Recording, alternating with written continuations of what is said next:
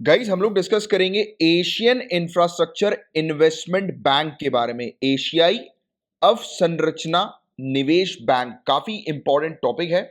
बहुत ध्यान से इस टॉपिक को सुनिएगा। पहले मैं आप लोग को AIIB के बारे में समझाता हूं, फिर ये टॉपिक न्यूज में क्यों आया था उसको हम लोग डिस्कस करेंगे। एशियन इंफ्रास्ट्रक्चर इन्वेस्टमेंट बैंक, देखो नाम से समझा रहा है। पहली बात तो ये बैंक है, ये बैंक किस पर टारगेट करता है? इंफ्रास्ट्रक्चर इन्वेस्टमेंट पर टारगेट करता है। देखिए बैंक का काम क्या होता है? लोन देना, ठीक है, लोन देना। और ये बैंक किस पर्पस के लिए लोन देगा, किस पर्पस के लिए कंट्रीज की सहायता करेगा? कंट्रीज में इंफ्रास्ट्रक्चर को बिल्डअप करने के लिए, राइट, इंफ्रास्ट्रक्चर क्रिएट करने के लिए कंट्रीज की सहायता करेगा। अब देखिए ये एशियन बैंक है, तो क्या एशिया के अंदर डेवलपमेंट का काम करेगा ये? तो देखिए पॉइंट टू बी नोटेड, यहां पर आपको ध्यान देने वाली चीज है, राइट।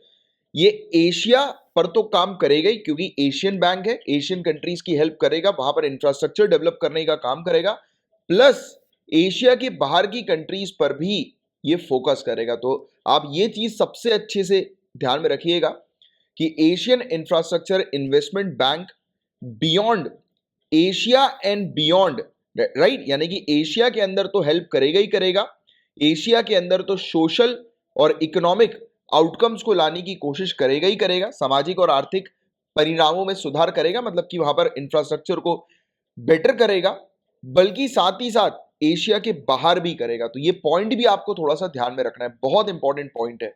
एशिया और उससे बाहर यहां पर ये सोशल और इकोनॉमिक रिजल्ट्स लाने के लिए इंफ्रास्ट्रक्चर डेवलपमेंट करेगा, इन्वेस्टमेंट करेगा इंफ्रास्ट्रक्चर में, राइट। और मल्टीलैटरल डेवलपमेंट बैंक है, काफी सारी कंट्रीज ने मिलकर इस बैंक को बनाया है। तो ये मेन इंपॉर्टेंट चीज है जो मैंने आपको बताई है, जो आपको ध्यान में रखनी है एग्जामिनेशन के लिए।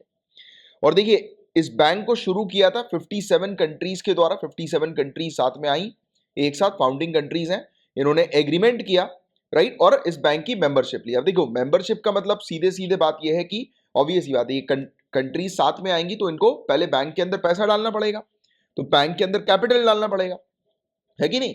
तो इसमें से टोटल 10 कंट्री ऐसी थी, 10 कंट्री जब वो सामने आई उन्होंने 50% कैपिटल को कंट्रीब्यूट किया, तब जाकर ये एशियन इंफ्रास्ट्रक्चर इन्वेस्टमेंट बैंक शुरू हो गया, राइट। तो 10 कंट्रीज का इसमें शेयर 50% से ज्यादा का है। तो ये वाला बस एक बेसिक सी चीज है जो आप ध्यान में रखो। इसका हेडक्वार्टर हम लोग को बीजिंग के अंदर देखने को मिलता है। बैंक का ऑपरेशन शुरू हो गया जब एक एग्रीमेंट लागू हुआ 25 दिसंबर 2015 को, और रेक्टिफाई किया 10 कंट्रीज ने, 10 मेंबर स्टेट्स ने, जो कि 50% जिनका इनिशियल सब्सक्रिप्शन था ऑथोराइज्ड कैपिटल स्टॉक का। वही चीज जो मैंने भी आपको एक्सप्लेन करी है वो यहां पर लिखा हुआ है, राइट, थ्योरी में। इस बैंक का एम क्या है तो मैंने आपको एम भी समझा दिया। ये इन्वेस्टमेंट करती है किस प्रकार के इंफ्रास्ट्रक्चर पे? सस्टेनेबल इंफ्रास्ट्रक्चर पे और दूसरे प्रोडक्टिव सेक्टर पे जो आज की डेट में है, राइट, तो उस पर इन्वेस्टमेंट करती है ये। इसका मेन एम ये है कि लोगों को, सर्विसेज को और मार्केट्स को आपस में कनेक्ट करना, राइट, जिससे कि एक बेसिकली एशिया के अंदर डेवलपमेंट करने का मेनली इसका काम हम लोग को देखने को मिलता है। इंफ्रास्ट्रक्चर में इन्वेस्ट करके एशियन कंट्रीज जो है वो डेवलप हो, इस पर ये मेनली फोकस करती है। इसकी मेंबरशिप की बात करें आज की डेट में 100 से भी ज्यादा इसके मेंबर्स हम लोग को देखने को मिलते हैं। 14 कंट्रीज हम लोग को G20 ग्रुप की देखने को मिलती है जो कि इसका हिस्सा है। फ्रांस, जर्मनी, इटली, यूके, देखिए यूरोपियन कंट्रीज हैं, तो ये इसका हिस्सा हम लोग को देखने को मिल रही है एशियन इंफ्रास्ट्रक्चर इन्वेस्टमेंट बैंक का। तो इसलिए याद रखिएगा कि नॉन एशियन कंट्रीज भी इसके मेंबर्स भी हमें देखने को मिलते हैं, और ये बैंक जो है नॉन एशियन कंट्रीज को भी अपना सपोर्ट प्रोवाइड कराती है। इसके वोटिंग राइट्स की बात करें तो देखो जिसने ज्यादा पैसा लगाया, जिसके ज्यादा शेयर इस बैंक के अंदर, उतनी ज्यादा पावर डिसीजन लेने की उस कंट्री के पास, राइट। तो इसकी वोटिंग जो है वो इक्वल बेसिस पर नहीं होती इसके मेंबर्स के बीच में। जिसके पास ज्यादा शेयर उसके पास ज्यादा वोटिंग राइट्स, राइट, उसके जो डिसीजन मेकिंग में उसका जो रोल होगा वो और ज्यादा होगा, राइट। तो देखो चाइना जो है उसके पास सबसे ज्यादा एक तो शेयर है, और 26.61% वोटिंग शेयर्स इसके पास हम लोग को देखने को मिलते हैं। तो चाइना ने सबसे ज्यादा इन्वेस्टमेंट इस बैंक के अंदर किया, यानी कि सबसे ज्यादा शेयर इस बैंक के अंदर चाइना के पास है। बीजिंग में इसका हेडक्वार्टर, उसी से आप समझ सकते हो। फिर उसके बाद फिर इंडिया सेकंड नंबर पर हम आते हैं कंट्रीब्यूशन के मामले में, तीसरे पर रशिया, चौथे पर जर्मनी। तो ये 4 कंट्रीज के बारे में तो आपको पता होना चाहिए, राइट।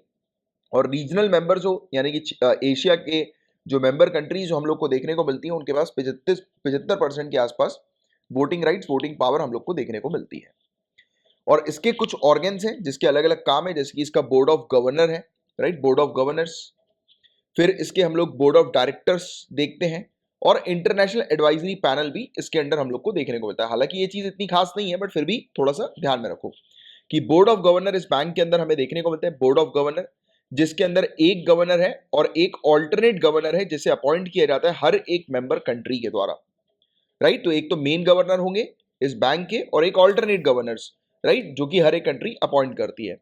गवर्नर्स और ऑल्टरनेट गवर्नर जो है, ये जो मेंबर्स हैं इस पर्टिकुलर बैंक के, अपॉइंटिंग मेंबर्स, यानी कि जिन मेंबर्स ने, जो इस बैंक के मेंबर्स हैं जिन्होंने इनको अपॉइंट किया है, तो उनके प्लेजर पर ये गवर्नर जो है वो ऑपरेट करते हैं, गवर्नर और ऑल्टरनेट गवर्नर। यानी कि जब तक इस बैंक के जो मेंबर कंट्रीज हैं, जब तक ये चाहेंगे कि कौन व्यक्ति इसका गवर्नर बने, तब तक वो गवर्नर रहेगा।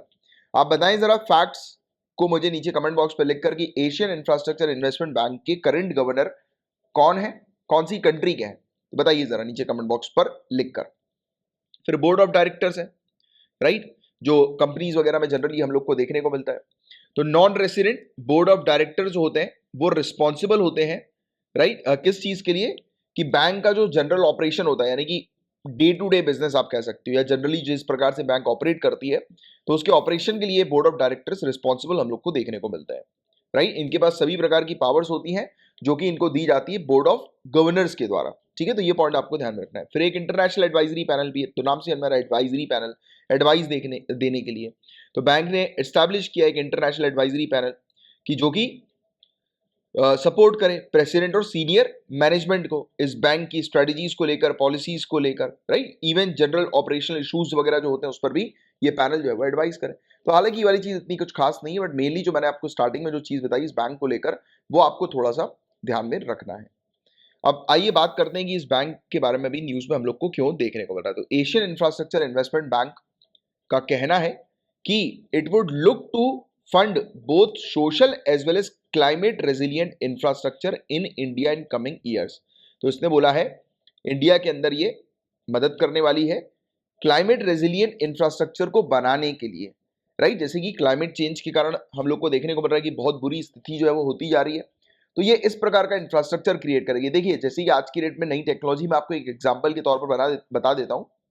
आजकल क्या हो रहा है कि जो घर बन रहे हैं ना, इस प्रकार के घर बनाए जा रहे हैं कि जो कि ठंडे रहेंगे, बिना एसी के, बिना किसी इलेक्ट्रॉनिक इक्विपमेंट के, क्योंकि इस घर में इस प्रकार की इन्होंने टेक्नोलॉजी लेकर आए हैं कि इस घर में पाइपलाइंस जो है वो लगाई जा रही है, पानी की पाइपलाइन, सिंपल पानी की पाइपलाइन, राइट, जो कि इस घर को ठंडा रखने में जो है वो मदद करेगी। तो इस प्रकार की टेक्नोलॉजीज आ रही है, इस प्रकार के इंफ्रास्ट्रक्चर आ रहे हैं, ऐसी नई नई चीजें इनोवेट हो रही हैं, राइट। तो इस प्रकार की जो चीजें हैं जो इंडिया को क्लाइमेट चेंज के प्रभाव से बचा कर रखेगी, ऐसे इंफ्रास्ट्रक्चर जो है उसको बनाने में जो है वो, या उसको कंप्लीट करने में एशियन इंफ्रास्ट्रक्चर इन्वेस्टमेंट बैंक जो है वो अपना इन्वेस्टमेंट करेगी इंडिया के अंदर। और भी काफी सारे जो सोशल या फिर पब्लिक के लिए जो इंफ्रास्ट्रक्चर हम लोग को देखने को मिलते हैं, तो उसमें भी मदद करेगी आने वाले समय में। Meanwhile it has also asked India, इसने इंडिया को कहा है to strike a balance between ramping up physical infrastructure and social infrastructure such as health care system. तो ये भी कहा है कि इसको बेहतर बनाओ, जैसे कि सोशल इंफ्रास्ट्रक्चर है, फिजिकल इंफ्रास्ट्रक्चर है, बेहतर बनाने के लिए इंडिया भी कंट्रीब्यूट करे, प्लान्स लेकर आए, राइट। जैसे कि हेल्थ केयर सिस्टम जो है उसको बेटर करने के लिए प्लान्स लाए, पॉलिसीज बनाए। तो ये चीज एक हमें छोटी सी बेसिक सी देखने को मिली, बट मेन चीज जो आपको समझनी थी वो एशियन इंफ्रास्ट्रक्चर इन्वेस्टमेंट बैंक था, जो कि मैं उम्मीद करता हूं आपको बहुत अच्छे से समझ में आ गया होगा।